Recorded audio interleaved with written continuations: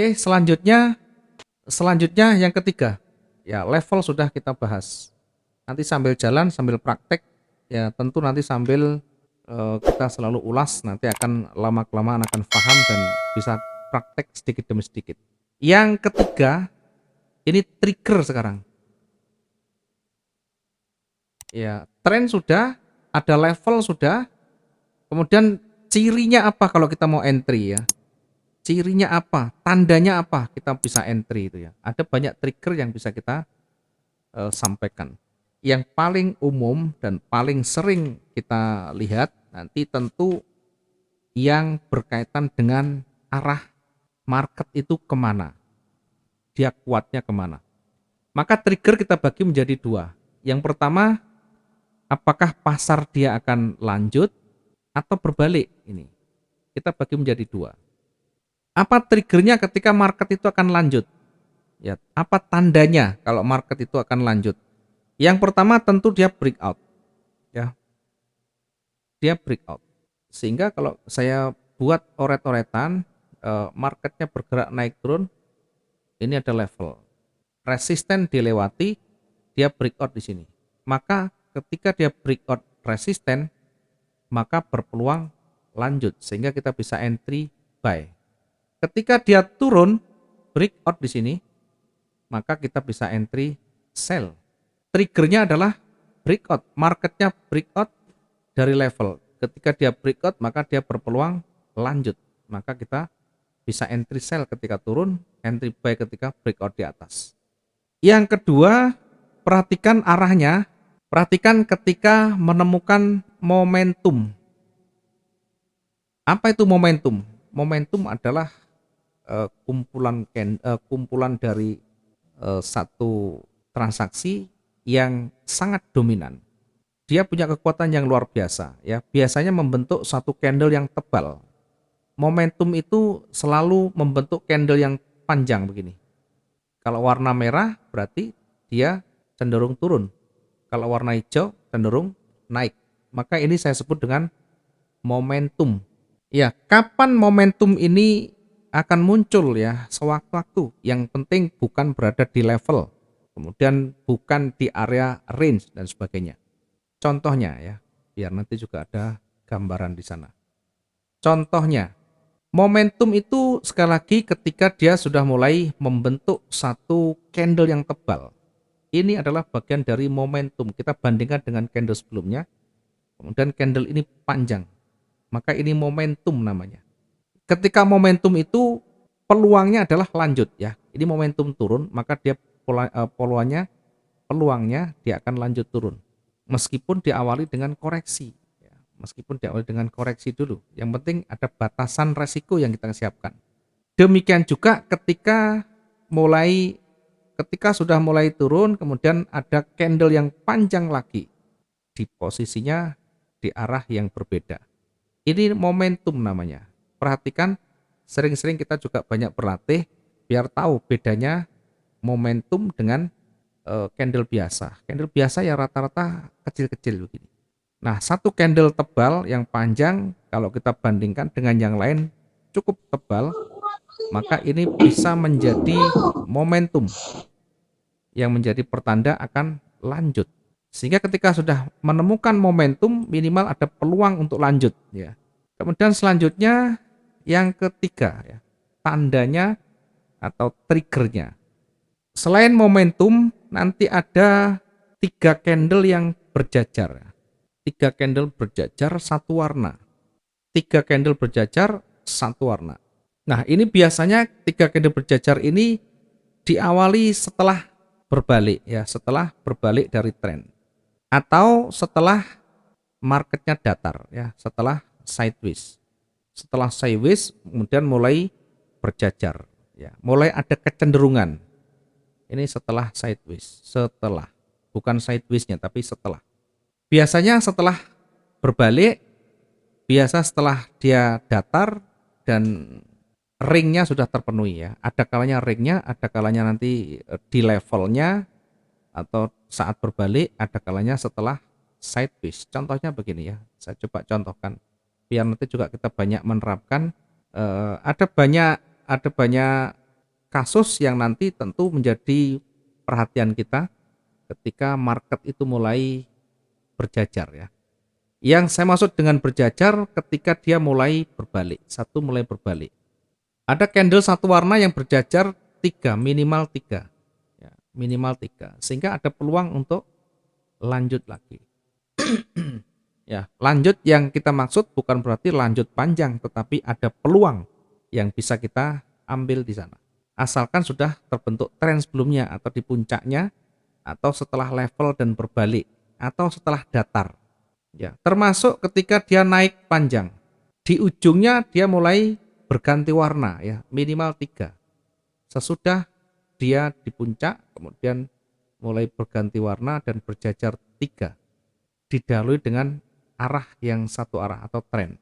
Maka setidaknya ketika sudah mulai ketemu berjajar, minimal ada petunjuk, oh ini mau bergerak lanjut. Setidaknya ketika kita masuk, ada peluang bisa dapatkan dari trigger itu. Oke, selanjutnya. Selanjutnya yang berbalik sekarang. Yang lanjut ini cukup tiga, ini sudah cukup banyak. Penjabarannya nanti akan sangat banyak. Kemudian yang berbalik sekarang ya, trigger apa yang kita bisa dapatkan ketika market itu berbalik. Yang pertama, perhatikan, biasanya kalau market berbalik diawali dari loss momentum ya, loss momentum atau kehilangan daya, kehilangan power. Diawali dari candle yang tebal satu arah, kemudian mulai mengecil, mulai kecil, mulai penolakan, mulai berubah warna dan sebagainya. Diawali dari loss momentum dulu ya, loss momentum, kemudian nanti akan muncul petunjuk di sana. Minimal berubah warna. Ya, kita coba lihat yang loss momentum itu seperti apa. Loss momentum itu perhatikan ketika dayanya, bodinya sudah mulai melemah ketika dia bergerak satu tren ya, tren naik atau turun ya. Dia sudah mulai melemah ya. Contohnya begini, contoh ya. Perhatikan sejarahnya dia mulai bergerak, kemudian ada momentum ya, ini satu momentum, jangan diabaikan. Momentum ini power untuk lanjut. Kemudian setelah momentum dia mulai mengecil, mulai berkurang, mulai berubah warna. Sehingga ketika sudah mulai berubah warna, minimal kita bisa taruh entry kita di sana sebagai trigger penandanya. Penandanya apa? Loss momentum, kehilangan daya, mulai berubah warna. Maka kita bisa ambil entry di sana. Ya, minimal yang kita harapkan tetap dapat profit dan sebagainya. Jangan selalu berharap semua yang kita analisakan selalu valid 100%, ada kalanya nanti berbalik. Maka perlu yang namanya recovery. Ya, saya sangat tidak rekomendasikan kalau hanya belajar banyak teknikal tanpa diimbangi dengan resiko, tanpa diimbangi dengan recovery-nya. Berikutnya nomor 2 dari trigger berbalik itu apa? Yang kedua ada multi rejeksi. Multi rejeksi dan terakhir berubah warna. Multi rejeksi bukan sembarang multi rejeksi ya, tetapi berada di levelnya, di support atau resistennya. Kemudian mulai berubah warna. Contohnya seperti apa? Kita coba lihat, ada multi rejeksi ya. Multi rejeksi itu banyak penolakan, kemudian mulai berubah warna di sana. Nah, perhatikan ketika mulai multi rejeksi atau multi rejeksi ini mulai banyak penolakan begini ya. Sudut sumbu yang terbentuk, setiap sumbu itu mengandung pesan atau mengandung petunjuk ya. Low-nya di mana? Oh, low-nya di sini. Dia turun lagi, low-nya di mana? Di sini. Dia turun lagi, low-nya di sini. Terus semuanya. Artinya ini adalah level kuatnya. Semakin banyak ditolak, semakin berubah warna, semakin potensi naik, semakin kuat kalau dia di bawah. Sehingga setidaknya ada peluang untuk kita entry. Oke, selanjutnya yang ketiga. Yang ketiga dari triggernya market itu berbalik ya. Yang ketiga adalah false breakout. Breakout atau istilahnya gagal breakout. gagal breakout tentu ini berada di level, karena yang di breakout adalah levelnya, support atau resisten. Setelah gagal breakout, dia bisa berubah warna. Berubah warna. Ya, artinya gagal breakout ini ada sumbu yang panjang. Kemudian mulai berubah warna. Ya, gagal breakout kemudian diikuti dengan perubahan warna. Di levelnya akan selalu ketemu ya. Di levelnya ini kalau kita tarik ada level. Level itu di mana? Di sini ada level, di sini ada level. Kemudian di puncaknya ada sumbu ya. Sumbu ini mengindikasikan apa? Dia mencoba untuk breakout di levelnya. Tetapi ditolak dan ditutup persis berada di levelnya, sehingga ini namanya gagal breakout.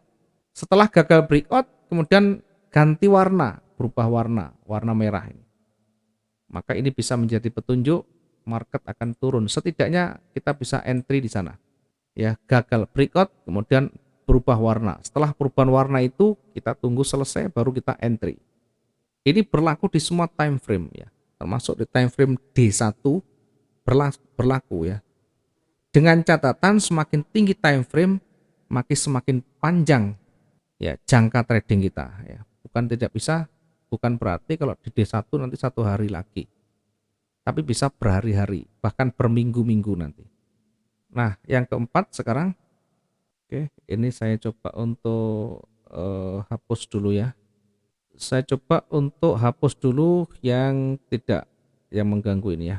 Yang silakan yang mungkin yang belum nanti paham bisa dilihat videonya. Saya sudah coba untuk record sehingga nanti mempermudah teman-teman untuk mengingat kembali. Kemudian yang keempat ya, saya lanjut yang keempat. Yang keempat ini sederhana. Yang keempat ini sederhana tetapi betul-betul harus kita perhatikan semua aspeknya nanti ya. Yang keempat ini berubah warna di levelnya ya, level. Ini tidak ada sumbu, tidak masalah. Yang penting berubah warna di level. Nanti akan ketemu setelah memperhatikan berbagai aspek ya. Karena tidak selalu ada penolakan di sana. Perubahan warna itu tidak selalu ada penolakan. Contohnya begini. Ini trennya turun kemudian dia berubah warna. Tren turun kemudian berubah warna. Ini bisa menjadi pertanda, bisa menjadi trigger bahwa market itu akan berbalik ya, dari turun menjadi naik ya. Sehingga kita bisa ambil peluang-peluang di sana. Apakah di sini atau di atas ya, itu nanti kita yang banyak praktek ya. Jangan menuntut, oh ini saya entry buy ternyata kok turun lagi, harusnya kan naik. Siapa yang mengharuskan naik? Pasar itu tidak ada yang harus. Yang harus itu kita siapkan semuanya. Ketika kita entry buy, maka siapkan antisipasinya. Bisa dengan sell stop, bisa dengan stop loss. Itu yang harus kita siapkan ya. Jangan melawan pasar, jangan mengontrol pasar, kita mengikuti saja. Kemudian selanjutnya yang kelima, yang sering kita jumpai di sana ada pola ya. Ini ada pola inside bar atau outside bar. Ada pola inside bar atau outside bar ya. Petunjuknya seperti apa ya? Kita coba untuk menjelaskan namanya inside bar dan outside bar itu. Diawali dari inside bar. Inside bar itu gambarnya panjang awalnya ya, kemudian diikuti dengan candle pendek. Ini misalkan turun. Kemudian diikuti dengan candle pendek ya. Candlenya pendek begini. Ini warnanya hijau.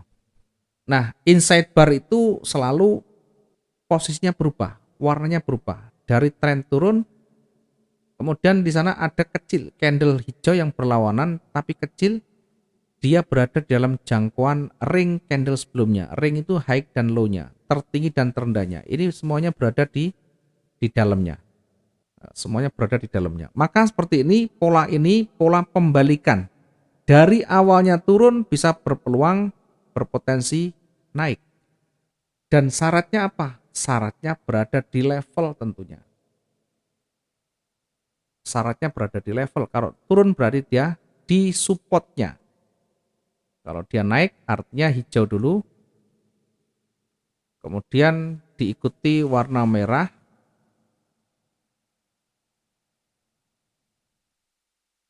Ya, diikuti warna merah, ini trennya naik dulu, diikuti warna merah, ini berada di level di ring candle sebelumnya. Maka potensinya dari tren awalnya naik, ini berada di level puncak, di resisten, dia berpotensi turun. Oke, ini adalah insight bar dan ini bisa menjadi setidaknya petunjuk buat kita, trigger buat kita. Nanti silakan banyak praktek. Nanti setelah itu kita evaluasi lagi. Setelah materi kita sampaikan, perbanyak latihan, perbanyak prakteknya. Nanti akan menemukan kesulitan banyak problem di sana. Buat catatan, pertanyaan siapkan semuanya sehingga nanti kita bahas bersama-sama. Ya, kita bahas bareng-bareng sehingga nanti ada pembelajaran, ada koreksi dan evaluasi di sana. Oke, selanjutnya yang ketujuh, tadi ada inside bar ya. Yang kedua outside, satu lagi ya, masih di materi outside, inside dan outside ya. Tadi kan inside bar. Nah sekarang kita masuk di outside bar ya, ganti sekarang. Sekarang kita masuk di materi outside bar ya. Tadi ada inside, ada outside bar. Outside, out itu keluar. Ya, sisi luarnya. Sekarang dibalik. Ya, outside bar itu misalnya ketika dia tren turun, dia candlenya kecil dulu. Kemudian diikuti candle panjang, warna berubah, berada yang kecil ini berada di ring candle yang terbarunya.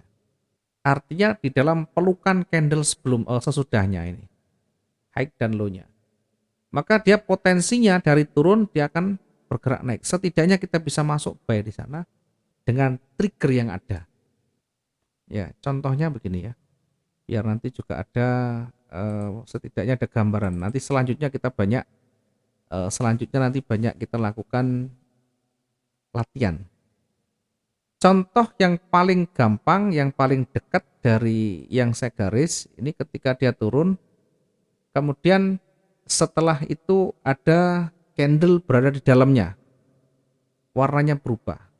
Ini ringnya candle sebelumnya, perhatikan, ini namanya inside bar itu candle yang terakhir berada di dalam candle sebelumnya, ini namanya inside bar, sehingga berpeluang memantul dari turun menjadi naik atau reversal. Minimal ada indikasi, oh ini mau naik.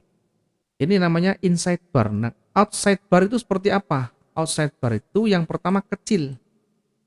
Yang pertama kecil, kemudian yang kedua lebih besar ya. Yang kedua lebih besar. Masuk di dalamnya begini. Jadi yang pertama ini di dalam pelukan candle yang terakhir, maka ini outside bar. Ya. Yang pertama lebih kecil, berada di pelukan candle yang terakhir, yang kedua. Ya, berada di puncaknya ya, berada di puncaknya. Rata-rata berada di level atas atau bawahnya. Yang ini namanya inside karena berada lebih kecil, yang di pangku, yang di dalam berada di pelukan yang sebelumnya. Ya, ring itu tertinggi dan terendahnya. Ring itu selalu tertinggi dan terendahnya. Jadi yang outside itu didahului dengan candle kecil, yang kedua candle panjang, ringnya, yang kedua ringnya ini lebih besar ya, atau yang pertama berada di jangkauan ring yang kedua. Ini namanya outside bar. Intinya sama, outside, inside sama, dia berbalik dari tren naik menjadi turun. Kemudian nomor 7 ya, nomor 7 yang sering muncul juga namanya twister. Twister ini apa? Twister ini sejajar atau membentuk garis horizontal ya, garis horizontal. Apa yang sejajar di twister ini ya? Pola twister ini apa yang sejajar? Kita coba bahas yang twister ini ya. Yang twister ini yang sejajar adalah sumbu atau bodinya. Ini artinya sejajar. Bisa sumbu, bisa bodinya. Tentu tidak semuanya dia harus berada di levelnya, harus berada di levelnya. Contoh ketika tren naik, kemudian dia ada penolakan panjang, ada penolakan panjang. Maka dari dua garis, dari dua sumbu yang sejajar ini menjadi petunjuk, menjadi trigger bahwa ini akan berbalik, ya, dari naik bisa berpotensi turun nanti di sana. Atau tidak sumbunya tetapi bodinya, tren naik di ujungnya itu tebel-tebel, ya, tebel-tebel begini. Tentu lebih valid ketika sebelumnya itu merah, kemudian diikuti dengan warna awalnya hijau, diikuti dengan candle yang berlawanan, yang di atas ini sejajar, tidak ada sumbu, ya, kalaupun ada cuma kecil sekali, tidak ada sumbunya dan berpengaruh, ya, maka ini berpeluang akan berbalik. Oke, ini ada sekitar 7 trigger, nanti tidak usah banyak-banyak, kalau kita kembangkan sudah banyak sekali. Satu hari kalau cuma 3-4 transaksi sudah lebih dari cukup untuk kita menemukan triggernya. Sekarang saya buatkan satu materi lagi, ya, saya coba buatkan satu materi lagi, ya, berkaitan dengan petunjuk, ya, biar kita nanti minimal ada banyak pemahaman terkait dengan trigger-trigger dan probabilitas yang bisa kita baca di sana.